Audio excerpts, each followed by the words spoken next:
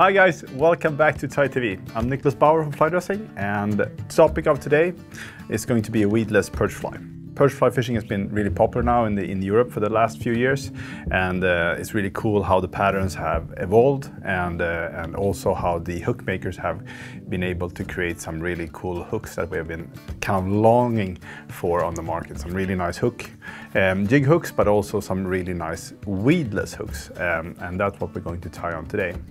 This hook is actually an Ahrex Gunner Brammer from US designed weedless kind of worm swim bait hook. But the cool thing with this is it has a much longer place where you can tie, so it's easier for us to tie the flies on it. And also the hook point is much higher up than where the hook shank is, which really increases the hookup rates. Of course, it's a hook that's supposed to be weedless, so of course you will not have the same hookup rates as you have on a normal hook. But you also have to remember that a hook like this, or a fly pattern tied on a hook like this, you can actually throw that into places where you have never thrown a fly before. So you have to really understand that too, in my opinion, you know. And for perch, I think these work really well because they really suck in the fly, and they just, you know, if you just like make a nice and slow hookup, they really work really well. So we're going to tie this, but we're also going to make like an extended trace into here, so we have a little bit better balance, because if we tie too much here and too little of material in the back here, we are going to have like a hook riding like this, and that's not really what we want. So we want that fly to be as level as it is, like this. And what we're going to tie is a small perch pattern. This is a baby perch. And big perch love, at least in Sweden and in Scandinavia, they love to feed on smaller perch. And this one is particularly, it's designed so when you kind of stand it on the bottom, it stands straight like this, you know. And I think that's really important, because then it doesn't snag in the weed.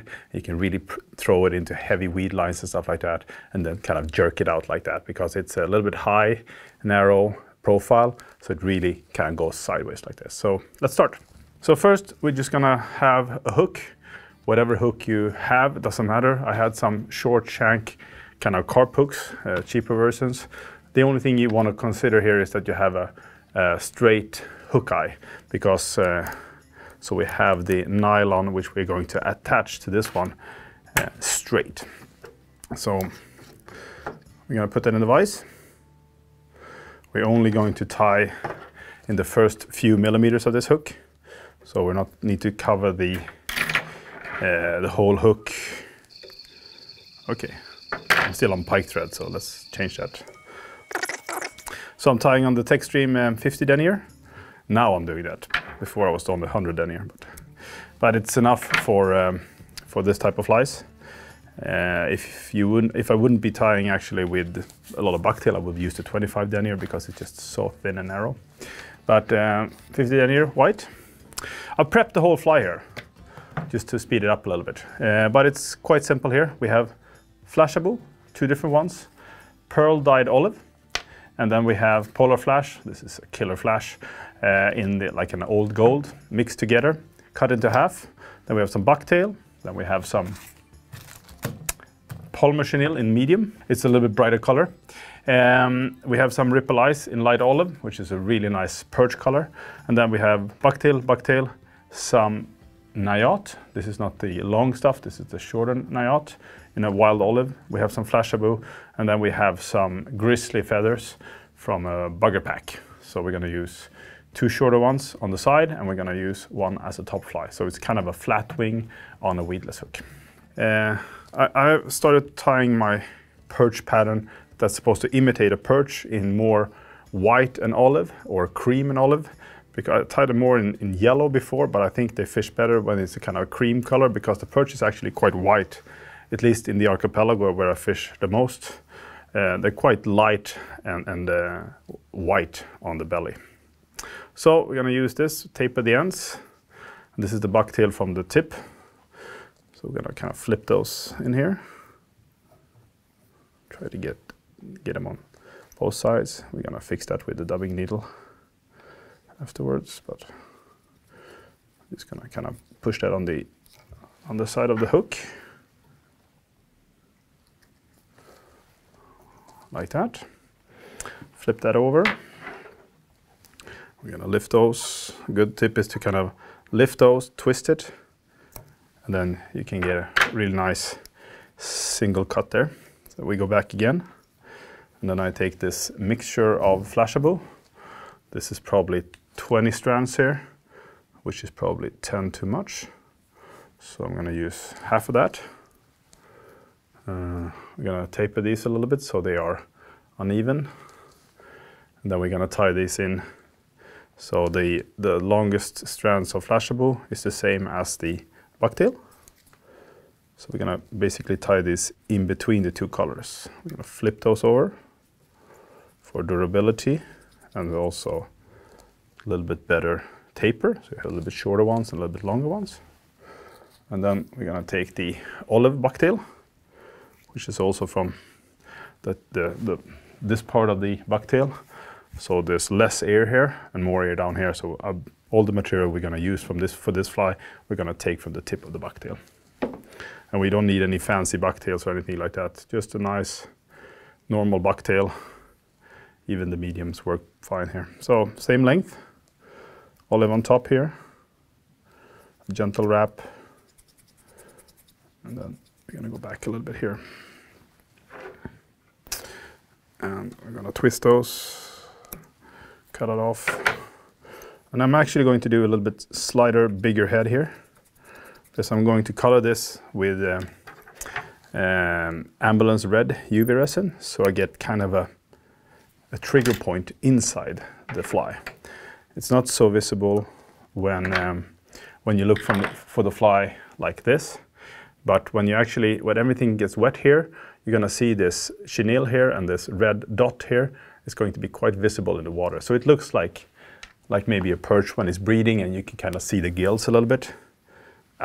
Maybe overdoing it a little bit, but you have to pick the fly from the box too, so it's important that you take that right one. So some UV resin. This is ambulance red. Oh, we need a UV lamp.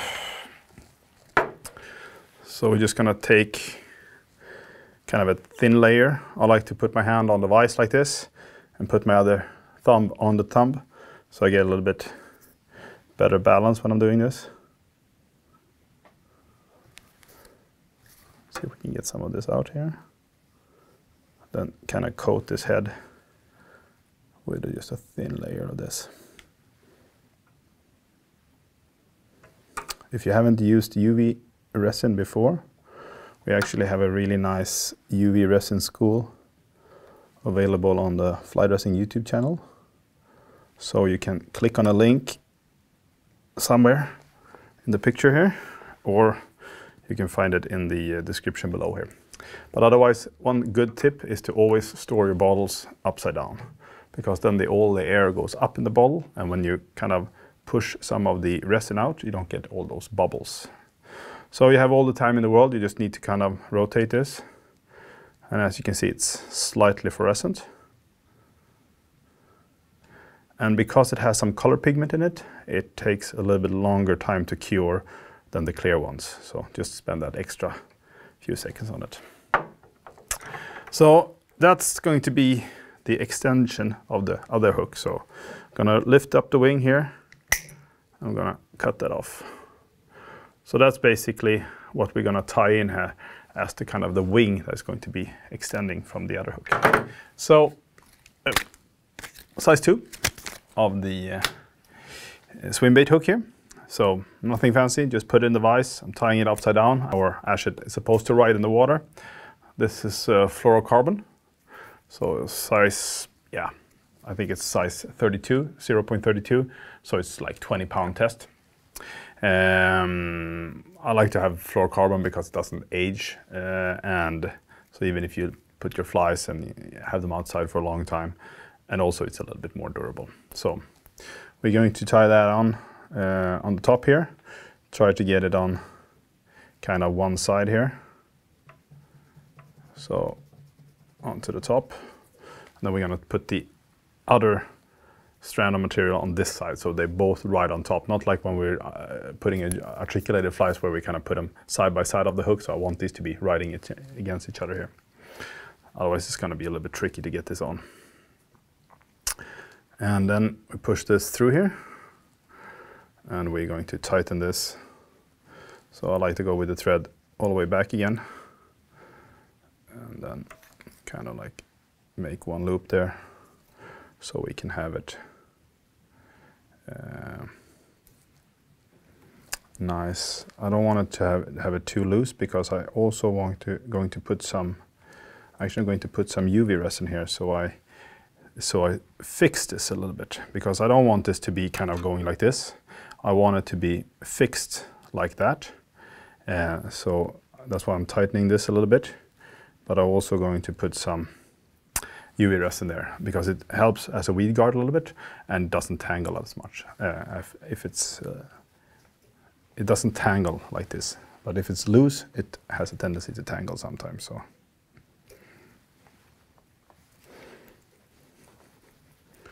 we go through all the way forward with the thread, cut it off,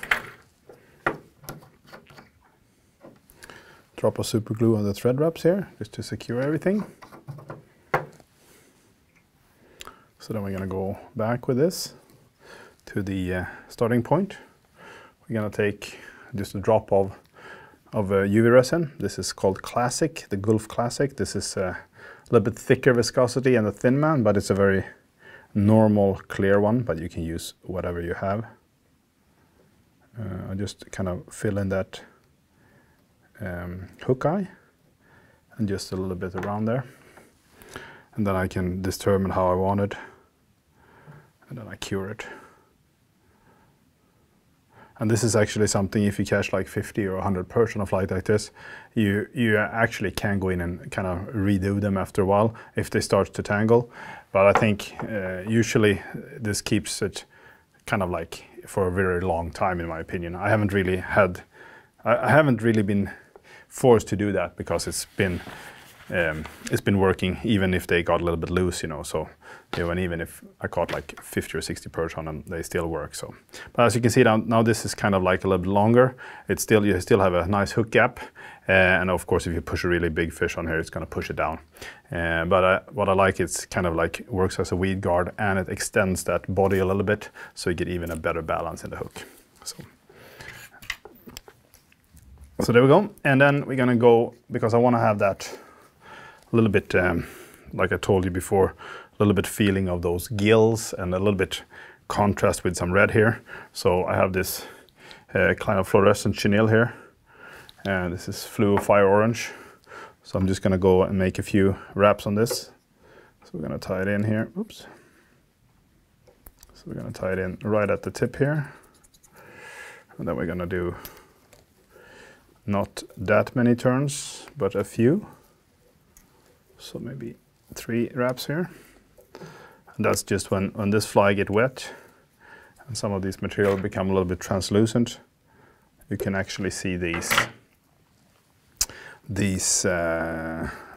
fibers here when they start to kind of like, they look a little bit like a perch is breeding, which I think is really cool. And then we have a bunch of ripple eyes here. This is light olive. So this is a super cool fiber, and it's really visible. It's a fiber that I use in a lot of flies. Actually, I think it's good from all the way to small streamers to pike flies. So we're going to tie this in 50-50 here, basically covering the whole shank here. A little bit more on the top than on the bottom, but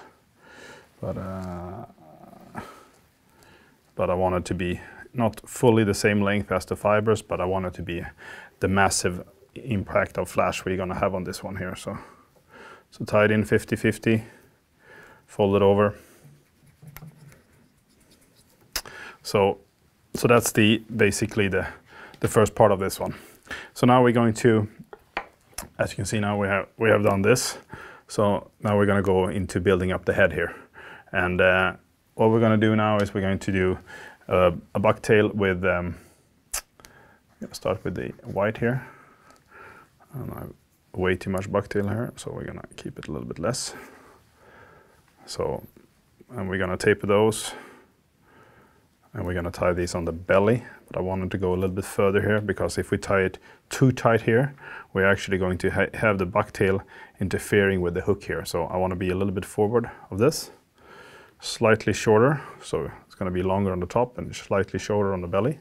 So we're going to go like this, tie these in, try to keep them on the bottom side or belly side here, like this. And you can see that now they're not really interfering with that. So lift them up, twist them, taper them when you cut them. Becomes much easier. Kind of go like that. We're gonna do the same here with the olive one. Have a little bit too much here again. It's easier when you prep for quite a few flies, because then you get a little bit better proportions here. So this should be long, but not longer than the extension here. So should be something like that. Kind of fold those around, but basically on the same level as the other one. So it's going to be a nice coverage there. I don't want to have them all around here, which I didn't have. I have it on the side. That's okay. So I basically want to have the olive from side to side and 180 degrees coverage on the top here. So lift these up, kind of twist them before you cut it. One of Andreas Andersson's pro tip, twist and cut. So there we have that. It was basically the foundation of the fly. So now we're going to add some feathers here. So these are a whiting dry fly cape actually, but they call these bugger packs. So you can buy them in a nice package with 2 different sizes, which is really good. It's lower quality of dry fly hackle, but they're perfect for this type of flies and also for flatwing. So I've chosen 2 shorter ones here and 1 a little bit longer here, which I'm gonna use as a top or a whatever we want to call it, top feather, or kind of a roof also. So what I do, I just pick those fibers that are interfering here. And then one thing is the same when you're tying flatwings, you know. If you tie all the flies like this, all the feathers like this, they're only going to work swimming this way because they don't really move in this direction. So I wanted to have feathers going on the side like this, because when they sink, they move like this, but they don't really move this way. So 1 on each side like that, and then the top one, that's a little bit longer, that one I want to have, so when you pull it fast, it swims like this, because that's why I want it like this, because it doesn't really swim well this way. So, and the easy way to cheat here, if you have a problem tying in feathers, or if you're just a beginner, just put a drop of super glue, and then we're gonna basically drop this in the wet super glue. And key thing here is not to put too much pressure on the thread, because if you push it, the feather is going to move like that. So as very light thread pressure when you're doing this.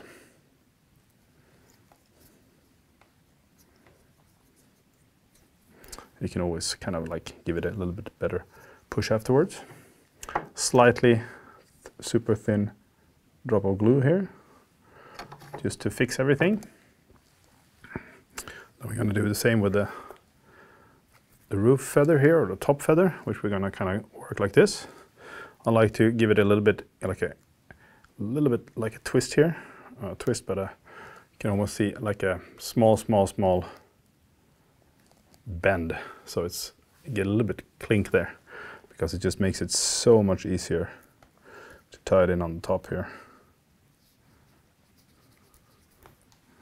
And then well, you can see when you lift it up a little bit like that, you get that nice volume to it.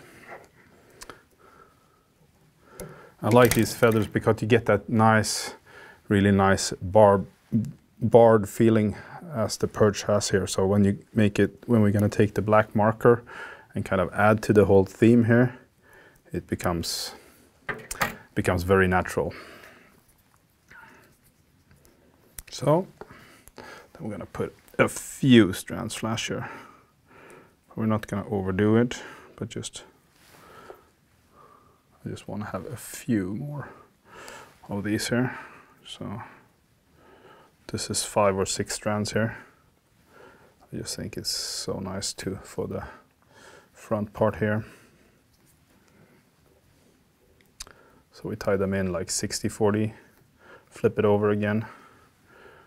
So we have that nice transit over. And then I have some of this Nayat here. So this is the standard length, which I think is perfect for this. We don't need to have any super long stuff. We have it in 2 different lengths. One is called a premium Nayat, which is like this long. We use that for the pike stuff, but this is perfect for the perch here. And we're not even going to use the whole length of this. So basically going to use this length. So I would say it's around 8 centimeters. So we're going to hold it like this. I'm going to cut it off and then taper these ends here. And then if you do it this way, it's actually you can actually just tie it in and reverse tie it or hollow tie it, and you can just leave all the material that is facing that way. And you have a very nice fly here, so it's skidding down a little bit, but we're gonna cover this with Titan dubbing afterwards, so it doesn't really matter.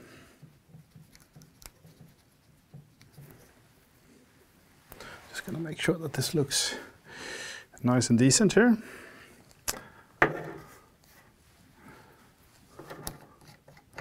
So we're almost done here.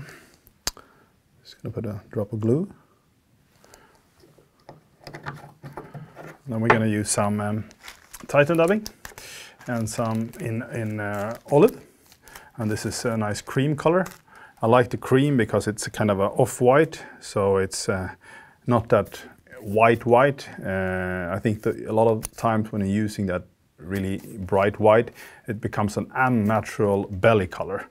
So I prefer like like cream or tan or sand, something that is not so artificial white. This becomes much more natural white in my opinion. Much more natural belly color. So this is a really cool stuff. It's called Titan Dub, and it has some fibers of ripple ice inside of it. We're just going to cut this into half because it's a little bit too long at the moment. Fold it together, and then we're just going to kind of like mix it in between our fingers like this, like that. So we have a nice, the whole key with all this type of dubbings like predator dubbing or Titan dubbing and stuff like, is not to kind of like push it together. You want to kind of keep the volume on them or in them, because as soon as you kind of compress them and stuff like that, it kind of loses the whole thing with them. So we're gonna keep this. I'm gonna push a little bit more on the belly side here. So this is gonna be the cream here. We can go, because the fibers are very thin, so we can go all the way to the hook eye, as you can see there. And then we're gonna use some of the olive. This is quite dark olive, which I really like. Otherwise, if you want to take a little bit lighter one, you can blend in some black, but I prefer to use this because it's a borderline on a very dark olive. We're gonna do the same here. Mix those fibers together after I cut it up in half. I don't like to pull these fibers because sometimes when you pull them, you kind of like stretch them, and they don't perform as well as when you kind of cut them off. So we're gonna use same here. I'm gonna go on the olive, top of this, few thread wraps. So make sure that everything is, you have to remember you have a hook here, that's the problem. I'm just gonna kind of like very gentle comb this away. Put that off. Put a little bit super glue on the thread. kind of make a few thread wraps, pushing the thread towards the hook eye, so you get a nice and clean ending. Tighten that. And then I like to kind of comb these together a little bit before I flip it.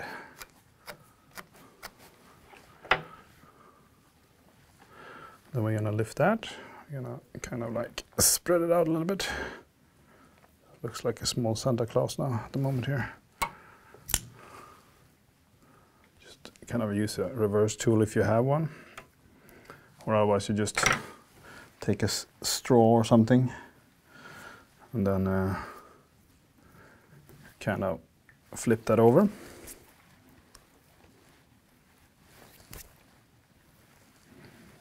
Then we're going to use the Thinman here.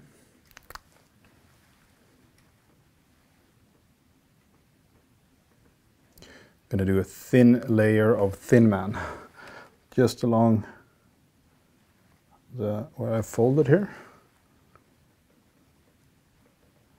This is a really simple way to get that direction you want. So just kind of like here you can basically just hold the material how you want it and then just turn the light on and it's basically going to secure there. Now you can also see how these fluorescent orange fibers are coming through the material here. And when it's wet, it's much more translucent than it is today.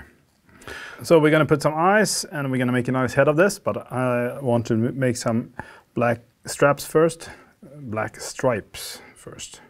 So first I'll take the wider side here. So I kind of like try to match the distance between the bars on the grizzly feathers. So I kind of like stamp it first with this. And then these are like, you have two different sides on this. You have a thinner one and you have a fatter one. But this angle here, if you hold it like this, and you kind of just lean it down, you get that kind of nice tapered stripes on the side like this. And then when you go on the other side, you have to flip the pen around to get the same kind of angle to them.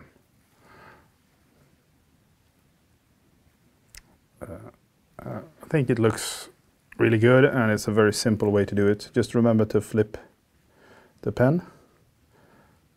So depending on what side you're doing it. So the tip here should always be pointing against the floor regardless of what side you're on. So we got the stripe. So now we're going to use some eyes. These are Fly Dressing's fluorescent red eyes, stick-on eyes, which that's basically almost the only eyes I use today. I very seldom use epoxy eyes. I use stick-on eyes in different variations, just because they're so simple to use. And you can create so nice heads with these UV resins nowadays. And you don't have to play around with epoxy, which is really bad for you. Putting it on a dubbing needle, some super glue. Put it where you want it. Hold it down. And repeat.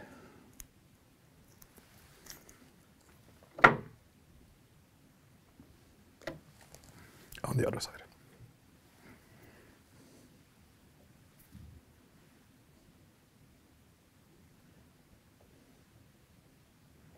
Just give it a... And the good thing if you're using a little bit of super glue there is that you actually get the super glue to attach much better if you would only use the existing kind of glue that's on the back side. It doesn't really stick that well, so I think adding that is a good thing. So we're going to use this compared to a lot of pike flies nowadays. I use flexibles. I use both flexible and hard resins when I do the heads, but I use a lot of flexible normally otherwise. But this we're going to do it as a hard, so it's going to be like a epoxy head. So I'm going to start with Gulff Thinman, because I want the resin to go into the material. So I'm going to put this on the top here and on the belly side. So I hold the material. I use these tips that are coming with the glue or with the resin to kind of stamp it down. I always put the bottle like this because then I don't put any air inside of the bottle. If I want to have it a little bit lifted, I do that. Then we just cure this. Be a little bit careful with this because you can use eyewear or just don't look really into it. And then I'm actually going to run a thicker viscosity as a coverage now. For when you're doing this little trick here along the eyes, I think it's so much better when you're using these type of dubbings to use a classic or a thicker viscosity in general, because it doesn't kind of like, if you use the thin, it moves up in the material. But if you use these thicker ones, it kind of lays flat on top, which just makes it so much easier. So as you can see now, I kind of I put a layer here, like 1 millimeter outside the eye and 1 millimeter on top of the eye. And that's kind of like to secure and lock everything together. We repeat the same thing on the other side. If you just use your thumb as a guidance on your left hand, it's really easy to be steady on your hand. So as you can see now, I kind of I put this whole layer around here, so now everything is sealed after this.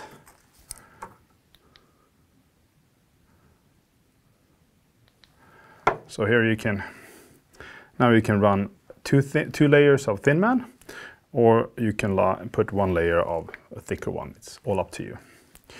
I'm just gonna make it easy for myself, so I'm gonna put one layer of the thicker one. It becomes slightly better finish if you're running 2 layers of thin, but we don't have to overdo it. So now we're gonna go around this whole head here.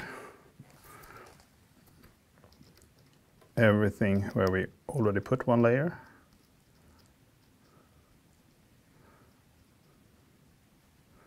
Trying to not get any air bubbles inside here. As you can see now, I'm pretty happy with that. Looks nice. Slightly bulky, like it has a thinner forehead. That's gonna move a lot of water, so we're just gonna cure that. It's also a good thing to rotate it when you harden it, because you get a really nice and even head.